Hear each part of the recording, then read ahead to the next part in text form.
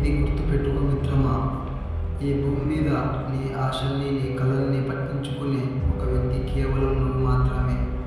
నీ కోసం వాటిని సాధించి పెట్టే ఒకే ఒక వ్యక్తి కూడా నువ్వే. నిజాయితీగా ఉండు, కానీ దాన్ని నిరూపించుకోవడానికి టైం వేస్ట్ చేయకు.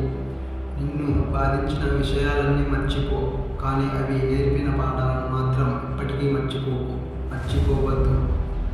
ఎలాంటి వ్యక్తులకైనా పరిమితులుంటాయి. నువ్వు ప్రాణాలతో ఉన్నంత వరకు నీ ముందుండే ఏ కష్టం శాశ్వతం కాదు. అలాంటి కష్టాలను చూసి భయపడి ఏ నిర్ణయం తీసుకోవద్దు.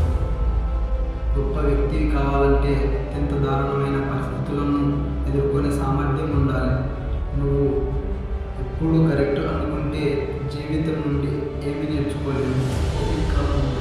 జీవితంలో గొప్ప మలుపులు ఎప్పుడు నేర్చుకుంటానే జరుగుతాయి.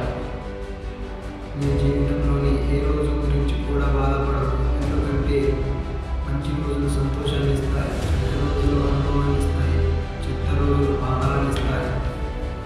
అలాగే గొప్ప రోజులు జ్ఞాపకాలను ఇస్తాయి. పీడించే గతాలను బాధిస్తున్న వర్తమానాలను